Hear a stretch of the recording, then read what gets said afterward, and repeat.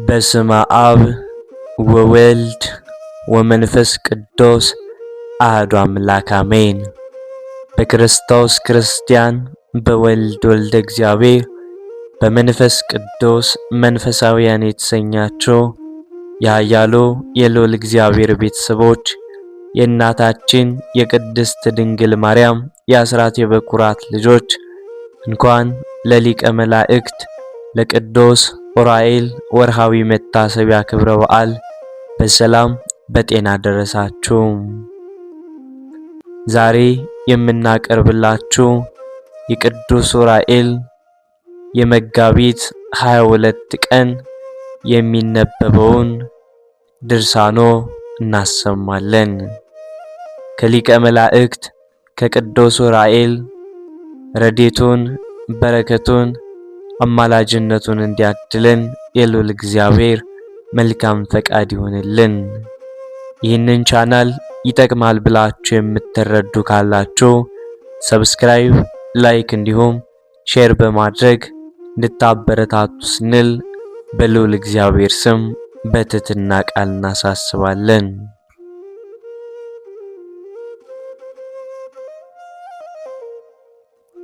በስመ አብ ወወልድ ወመንፈስ ቅዱስ አሐዱ አምላክ አሜን። ድርሳን ዘቅዱስ ዑራኤል።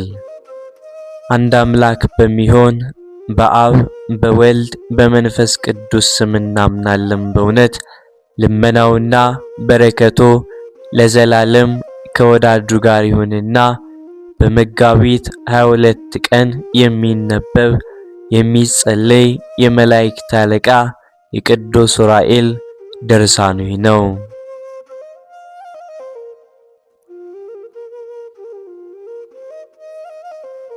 ከሃዲዎች ወይንም ተንኮለኞች የሚሆኑ 3 ነገስታት ነበሩ። ስማቸውም አንደኛው ሳሩግ በደቡብ ክፍል የሚገኝ፣ ሁለተኛው ናምሩድ በምዕራብ ክፍል የሚገኝ፣ ሶስተኛውም ሰናዖር የሚባል በአዜብ ክፍል የሚገኝ ነው።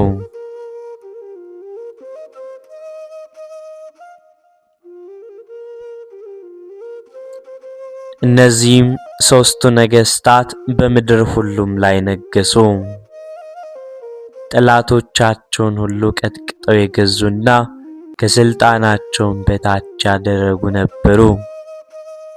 አንደኛው በደብተራ ሞሎክ ስሙ ሬፋን በሚባል ኮከብ የሚያመልክ፣ ሁለተኛው ሰው በፀሐይ ብርሃን፣ ሶስተኛውም በቢኤል አምሳል በተሰራ ድንጋይ የሚሰግድ ነው።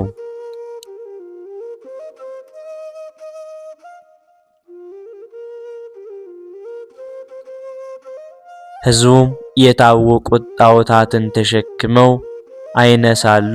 የጣዖታቱም ስም ዳጎንና ቤል፣ አቴናና አጵሎን፣ አቅማንድሮስንና ወሮማርዲዮስ፣ ኤራቅሊናስና ፌጎር፣ ሚሳቅና ሲድራቅ ይባላሉ።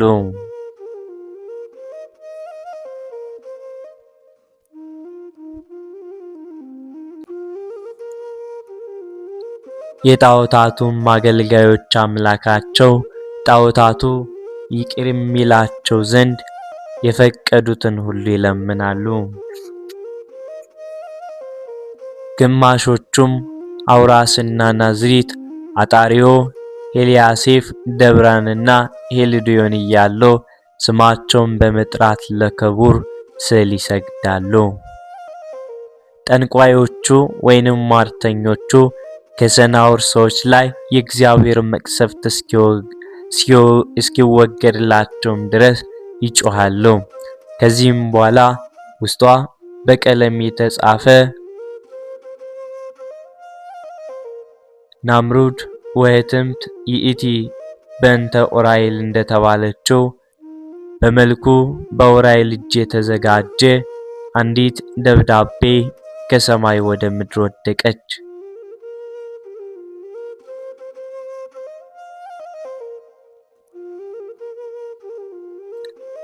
ያችን መጽሐፍም ገልጦም ለማየት የሚቻለው አልነበረም። የሰናዖርና የናምሩድ ሰዎች ሁሉ ገልጠው ለማየት ባለመቻላቸው ግምጃ ቤት ውስጥ አኖሯትና 3 ዓመት ከ8 ወር ተቀመጠች።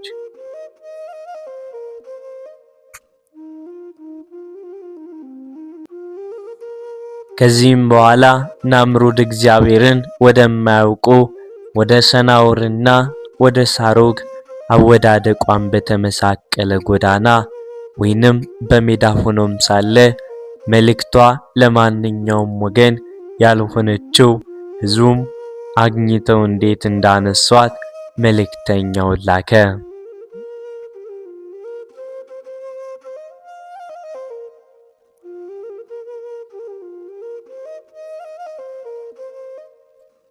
ሰናዖርና ሳሮግ ይህንን ነገርም ሰምተው እርስ በርሳቸው ይህ ነገር ምንድነው? የረቀቀ እጹብ ድንቅ ነገር ነው ተባባሉ። ሰናዖርም ወደ ናምሩድ የዚያችን መጽሐፍ ሁኔታዋንና ማህተሟንና ላክልን አያይዘን ብሎ ሲል ልጆቹን ላከ።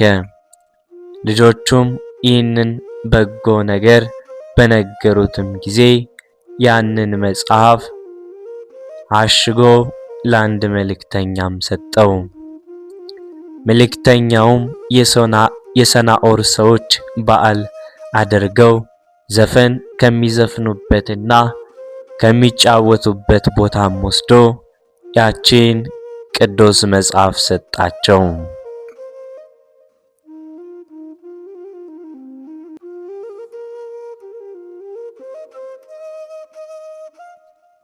አሕዛብና ሰካሮች ፍላጎታቸውን ዘፈን ነውና፣ ይህም ሥራ ግን በደጋግ ሰዎች ዘንድ እንደ ወንጀል የሚቆጠር ነው። ለኛም በውጭው ብልሆች ወይንም ደጋግ ይመስሉናል፣ ውስጣቸው ግን አመጽና ፍትህ ማጉደል ከንቱ ነገርን የተመሉ ናቸው።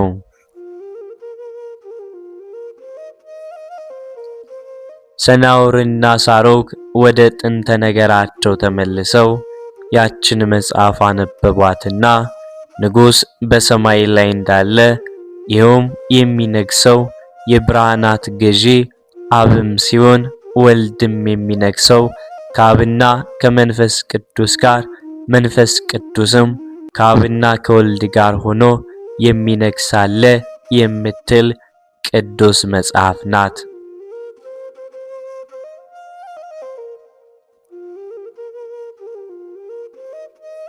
ሦስቱ ነገሥታት ጽሑፉን አይተው ልባቸው ተቃጠለ፣ ፊታቸውን ባጠጡ፣ ጸጉራቸውንም ነጩ።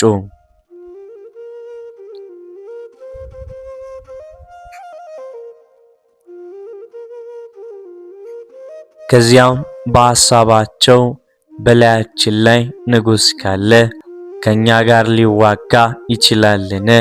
የሰማዩን ንጉሥ ከቶ ማን ይረዳዋል? የኛን የሚያሸንፍ ከሆነ በግልጽ ይግጠመናል። የመንግስቱን ግዛት ቢከቡት አንዱ እንኳን ከእጃችን አያመልጥም። ብናሸንፈውም ይቅርታ አናደርግለትም።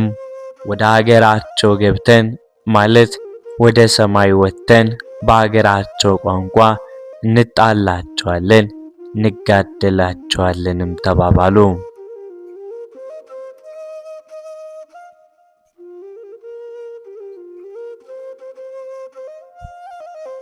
ወደ ሰማይ የሚያወጣና ወደ ምድር የሚያወርድ መሰላል እንስራም ሲሉ እርስ በርሳቸው በመማማል ተስማሙ። በግንቦት ወር በመባቻው ወይንም በመጀመሪያው ዕለት መሰረቷ በማይናወጽ በዓለት ላይ ግንብ መስራት ጀመሩ። ሳሮግና ናምሩድ ሰናዖርም ሦስቱ የአሕዛብ ነገሥታት ግንቧንና በሮቿን ለመስራት በሜትር ተከፋፈሉ። ከፍተኛ የሆነች የግንቧንም ሥራ ወጪዋን ውጯንም ውስጡንም የሚያከናውኑ አዋቂዎች ቁጥር 17,000 ናቸው።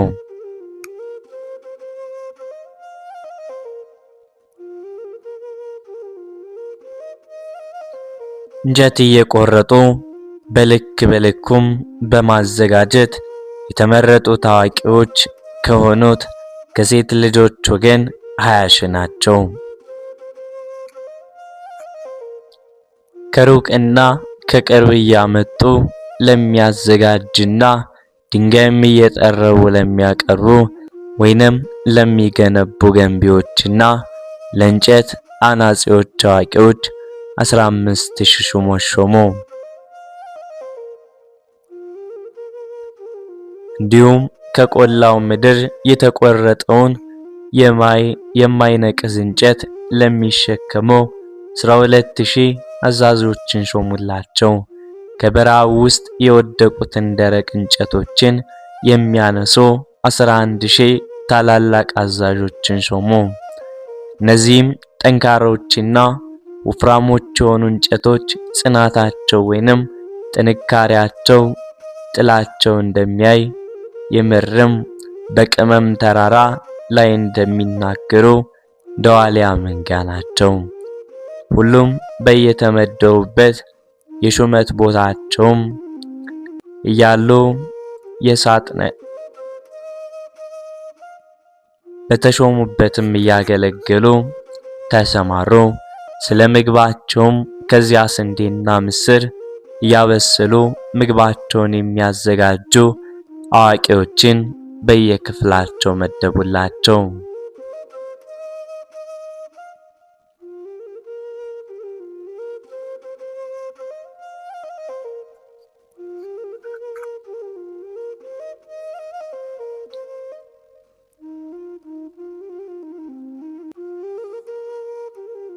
የተዘጋጀውን መብሉንና መጠጡንም እየተቆጣጠሩ የሚያስቀርቡላቸው አዛዦችን ሾሙላቸው።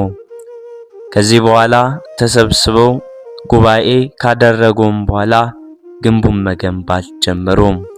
የግንቧን ማዕዘን በሜትር እየለኩም ተከፋፍለው በየድርሻቸው ግንቡን በማስረዘም መስራት ጀመሩ።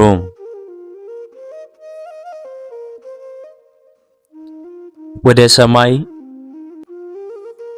የመወጣጫውን መሰላልም ሰርተው ከጨረሱም በኋላ ብዙዎች አዋቂዎች የሆኑ ሰዎችም ከምድር ወደ ላይ ግንቡን እየሰሩም ወጡ። ግንብ ገንብቶ ከምድር ወደ ሰማይ ለመውጣት ያሰበ ወይንም የተመኘ ከነሱ በቀር ማን ነው? ከሰማይስ ወደ ምድር መውረድ ልማድ ነው። ሰማያውያን መላእክትም ወደ ፈለጉት ይወጣሉ ይወርዳሉና።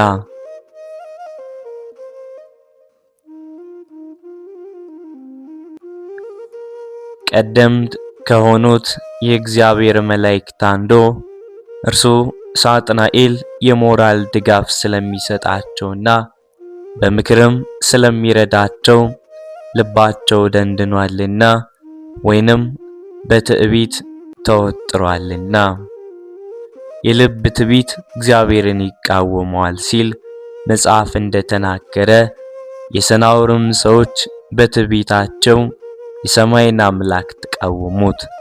አለቃቸው ዲያብሎስ ፈቃዱን ለሚፈጽምለት ሁሉ ወዳጅም ስለሆነ ፈቃዳቸው እስኪፈጸም ድረስ እሺ በጀ ብሎ ይታዘዛቸዋልና።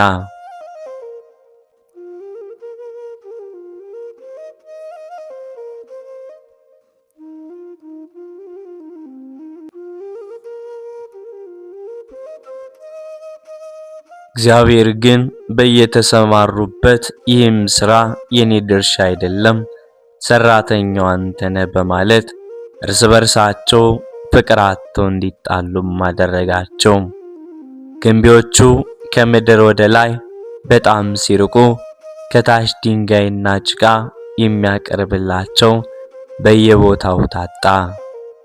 እግዚአብሔርም የተንኮለኞቹን ምክር አጥፍቶ ጆሮአቸውንም ደፍኖባቸዋልና የሰናዖር ሰዎች ወደ ፀሐይ አካባቢም ከደረሱም በኋላ የራስ ቅላቸው እስኪታይ ድረስ በፀሐይዋ ዋዕይ ወይንም ሙቀት ተቃጠሉ።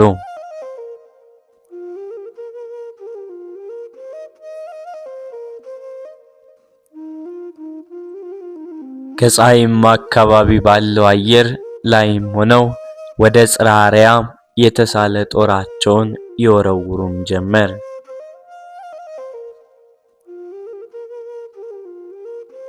የበጎ ሥራም ጠላት የሆነ ዲያብሎስም ጦራቸውን በእጁም ተቀብሎ የነገሥታቱን ደም በማስመሰል ጦሩን ደም ቀብቶም ይልክላቸው ነበር።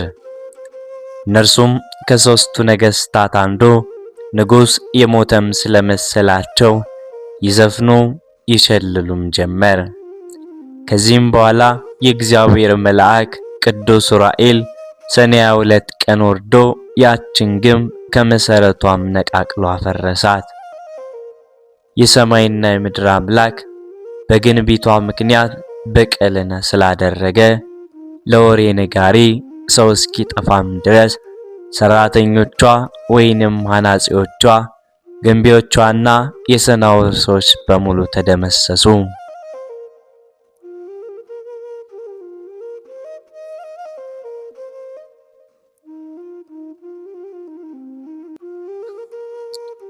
የሰናዖርን ግንብ ላፈረሰ አምላክ ለመንግስቱ ምስጋና ይገባል። በፍጹም ጠላቶቹ ላይ አምላካዊ ኃይሉን ያሳየን አምላክ እስከ ዘላለሙ ድረስ ከፍ ከፍ ይበል፣ አሜን።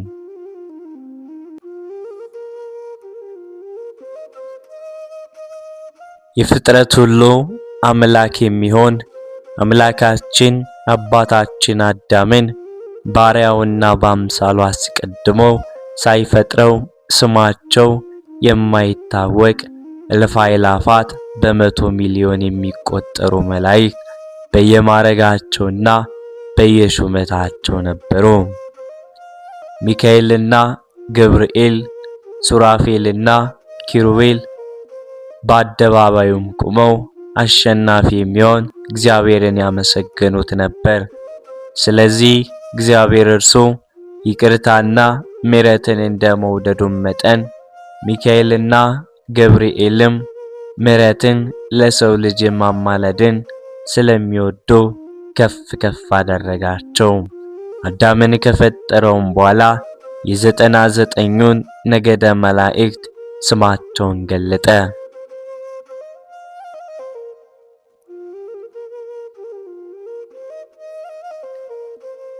ስማቸው የማይታወቅ ሰውን ባደራነት የተቀበሉና በጠባቂነት የተመደቡ እልፍ አእላፋት የሚሆኑ የብዛታቸው ቁጥር ልክ ወይንም መጠን የሌለው ቅዱሳን መላእክት አሉ።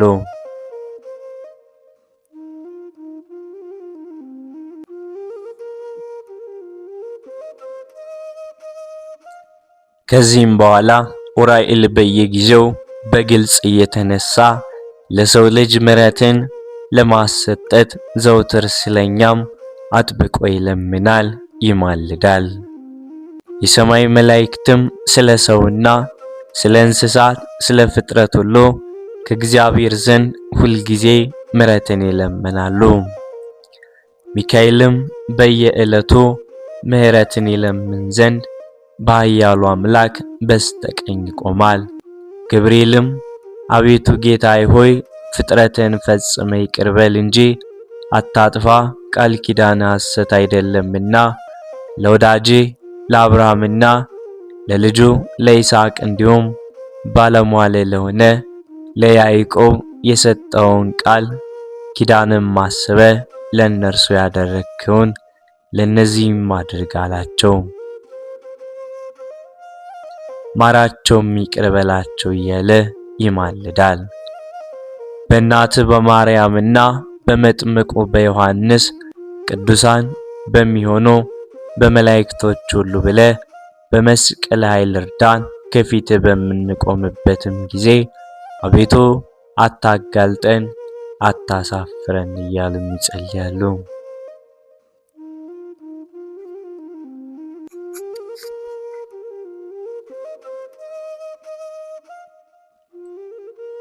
ዳግመኛም መላእክት ለኃጥአን ይቅርታ እስኪደረግላቸው ድረስ ዘወትር እየሰገዱ ይለምናሉ።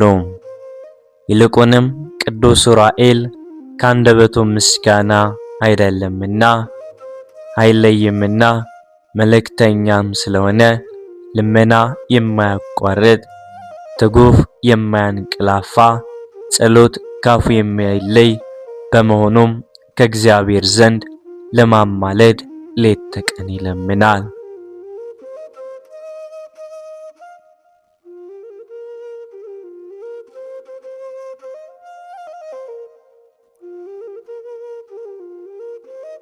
ሁሉን የሚገዛ እግዚአብሔር የዑራኤል አምላክ ይቅር በለኝ ብሎ አንዲት ቃል ቢናገር በራሱ ላይ አክሊልን አቀዳጀዋለሁ፣ ዕድሜውም አጭር ቢሆን አስረዝምለታለሁ ብሏልና።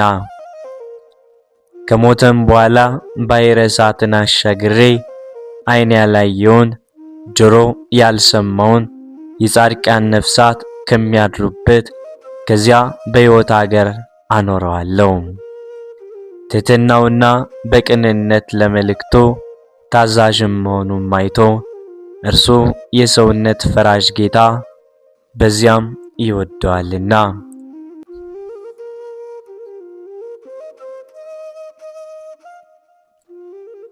ዑራኤል የቅዱሳንን ጸሎት ለማሳረግ በጌታችን ዙፋን ፊት ሁሌም ሌት ተቀን ይቆማል።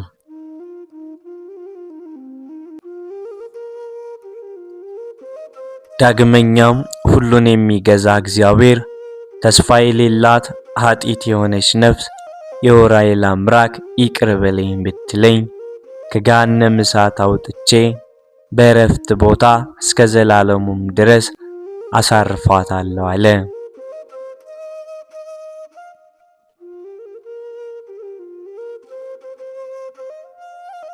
የሰማይ መላእክት ሁሉ ይህንን ቃል ሰምተው ተባብረው በአንድ ቃል አቤቱ አንተ ጌታዬ ሆይ መዓት የራቀ ምሕረት የበዛ እውነተኛ ይቅር ባይ ቸር ነህና ወደ ልመናቸውም እንዲህ እያሉ ጮኹ። ጌታቸውን ባዩትም ጊዜ የመለኮቱ ነበልባል ስላንጸባረቀባቸው እንደ ኪሩቤል በመፍራትና በመንቀጥቀጥ አንገታቸውን ወደ ታች አዘነበሉ። አሸናፊ እግዚአብሔር ሆይ ምስጋና በሰማይና በምድር ፈጽሞ የመላ እጹብ ድንቅ ነው እያሉም አመሰገኑ። ዳግመኛም ጌታቸውን ያዩት ዘንድ ወደ ላይ አንጋጠው ሳለ ከፍርሃታቸው የተነሳም የእሳትነት ተፈጥሮ አዩአቸው። በእርሱም ፊት እንደ ውሃ የተፈጥሮ ባሕር ሆነ። ከዚህ በኋላ መላእክት ሁሉ በአምላካችን ፊት የሚቆም የለም፣ ባሕሪው እሳትና እውነተኛ ብርሃን ስለሆነም እናየው ዘንድ አይቻለንም ሲሉ አደነቁ።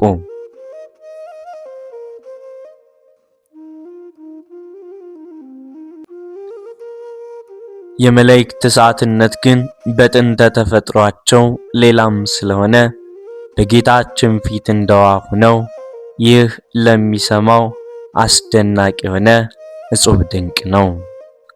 እርሱ አምላክና እሳት ብርሃን ነው። ሕይወት የሆነ የሰማይ እሳት ሲሆን እንጂ ሁሉም ምሳሌ የሌለው የምድር እሳትና ብርሃን ነው። መላእክት ሁሉ በአንድነት የመለኮትነቱን ሕልውና ወይንም አኗኗርና ጥንታዊ የሆነ የሦስትነቱን አካላት ስለገለጸልን ለአብ ለወልድ ለመንፈስ ቅዱስ ምስጋና ይገባል አሉ።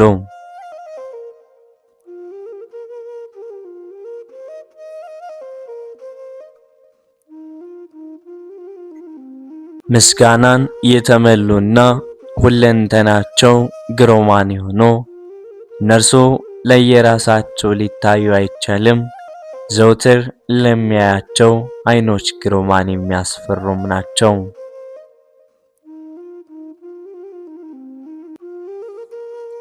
የእግዚአብሔር ልዩ መልእክተኛም የሆነ ቅዱስ ዑራኤልም የዓይን ቅንድብ የሚርገበገበውን ያክል እንኳን ሳይቆይ በየጊዜው ምስጋና ለማቅረብ አያርፍም። የእግዚአብሔር ኃይሉ መልእክተኛ ዑራኤል ከሚካኤልና ከገብርኤል ከሱራፌልና ከኪሩቤል ጋር የተሾመን በመሆኑ በአንድ ቃል ያመሰገነና እየዘመረ ለዘላለሙ ይኖራል።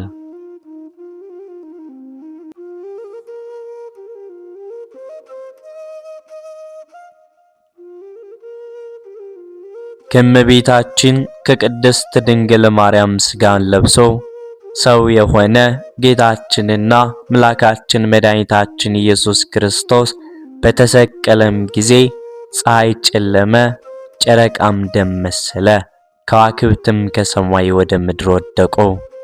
መላእክትም ጌታችን ወደ ተሰቀለበት ቦታ ከሰማይ ወርደው ለተከበረ መስቀሉ ሰገዱለት።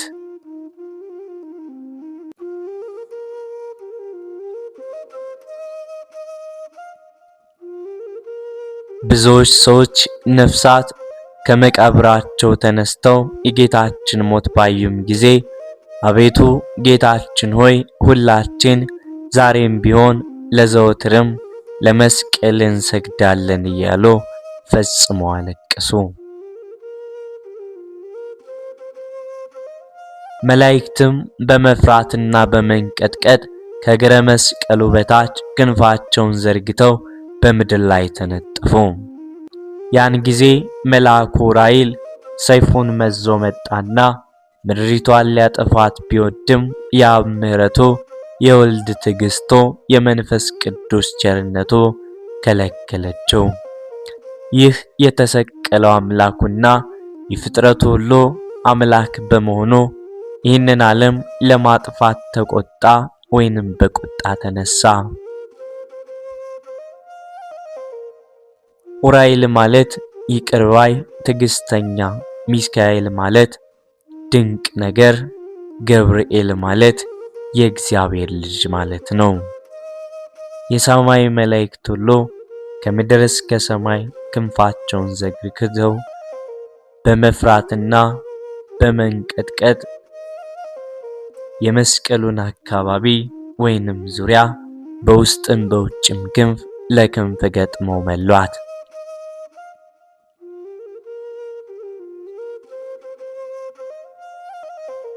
የአይሁድን ስድብና ውርደትን የታገሰ ስለ ሰው ፍቅር ለኛ ብሎ የታመመና የሞተ በጌታችን መስቀል ፊት መላእክት ወደ ኋላቸው ወደቁ።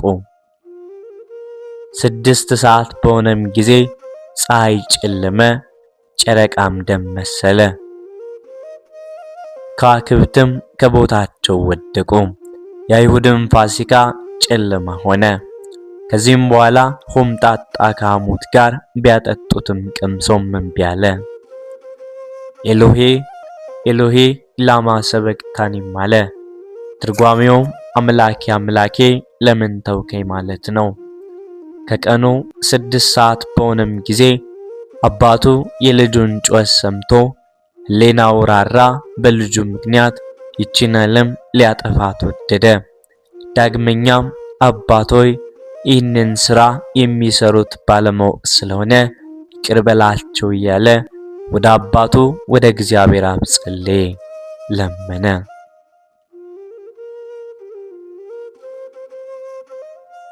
ይህንንም በመናገሩ ከአይሁድ ወገን ጥቂቶች አመኑበት። 9 ሰዓት በሆነም ጊዜ ኢየሱስ በቃሉ ጮኸና ነፍሱን ከሥጋውም ለያት። ያን ጊዜ 500 ባልደረቦች የተባሉት ምውታን ከመቃብራቸው ተነስተው አምላክነቱን መሰከሩለት። አእላፍ መላእክት ይጋርዱለታል። ሚካኤልና ገብርኤል፣ ዑራኤልና ሩፋኤል ስለ ሰው ልጅ ምሕረትን እየለመኑ ይሰግዱለታል። ወልድ ዋሕድ ከእመቤታችን ከድንግል ማርያም ሰውነቷን አንጽቶ ሥጋዋን ቀድሶ የለበሰውን ሥጋ እንዳይሳሱም የሚረዱትና የሚንቀጠቀጡት ዓይናቸው ብዙ ክንፋቸው 6 የሆኑ ሱራፌልና ኪሩቤል በሚያምር መዝሙር እየዘመሩ አንድ ገዥ ለሆነ ለሶስትነቱም ሰገዱ።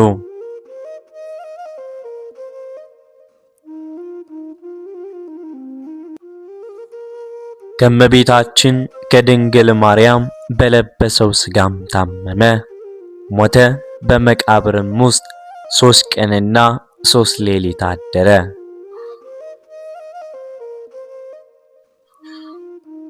ፀሐይ ከመግባቷና ከመውጣቷም አስቀድሞ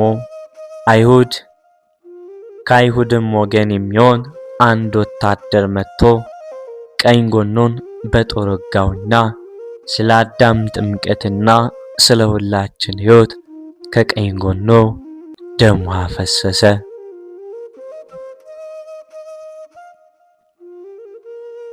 መልአኩ ቅዱስ ዑራኤልም የአምላካችንና የጌታችንን ደም በብርሃን ጽዋም ተቀብሎ መጋቢት 27 ቀን በብርሃን መነሳንስ በመርጨት ዓለሙን ሁሉ ባረከ፣ ቀደሰ።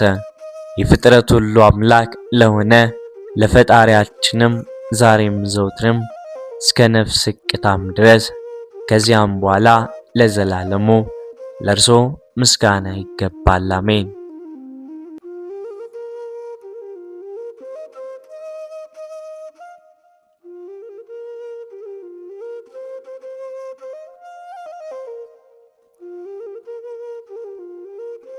ጸሎቱና በረከቱ ከወዳጆቹ ጋር ለዘላለሙ ይሁንና የመላእክት አለቃ ቅዱስ ዑራኤል ያደረገው ታምር ይህ ነው።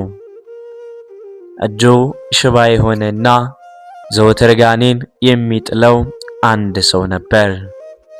ከዕለታት በአንድ ቀን ኤጲስቆጶሱ ደቅስዮስ በተጨማሪ ያከበረው ሌላም በዓል ስለነበረ በመላእክት አለቃ በቅዱስ ሚካኤልም ስም በቅዱስ ዑራኤልም ስም በዓል ቀን አምላክን የወለደች እመቤታችን ማምላክ ወላዲተ አምላክ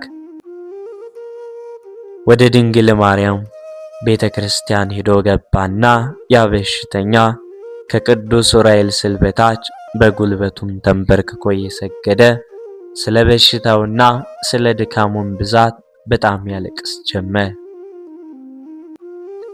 ያን ጊዜ ቅዱስ ዑራኤል በታላቅ ግርማ ሆኖ ሰይፉን በእጁን እንደያዘ መጣ። ጋኔኑም ባየውን ጊዜ ፈርቶ ደነገጠና በምድር ላይ ወደቀ። ቅዱስ ዑራኤልም ጋኔኑን ይዞ በግልጥ ገረፈው፣ ደበደበውም። ትንሽ ቆይቶም ከእንግዲህ ወዲያ ይህንን ሰው ታሰቃየው ዘንድ ሁለተኛ ትመለስበታለህ አለው። ያም ጋኔን መልሶ ከእንግዲህ ወዲህ ወደዚህ ሰው ብመለስ የአምላክህና የአንተ ቅጣት ወይንም መቅሰፍት ለዘላለሙ በእኔ ላይ ይፈጸምብኛል። ከዚህም በኋላ ቅዱስ ዑራኤል ያን ሰው በፊት ያየውን ታምር እግዚአብሔርም እንዴት ታምር እንዳየ ለሰው ሁሉ ተናገር አለው። ሰውየውም ከቤተ ክርስቲያኑ ወጥቶ ሄደና ለወዳጆቹና ለዘመዶቹ ለሰውም ሁሉ የመላእክት አለቃ ቅዱስ ዑራኤል ያደረገለትን ድንቅ ታምር ተናገረ። ስለዚህ ነገርም የሰሙ ሁሉ እግዚአብሔርን ፈጽሞ አመሰገኑት። ከዚህም በኋላ ይኸው ሰው በመላ ዘመን ሁሉ የመላእክት አለቃ የቅዱስ ዑራኤልን ቤተ ክርስቲያን ደስ እያለው ሲያገለግል ኖረ። ለእግዚአብሔርና ለእናቱም ለድንግል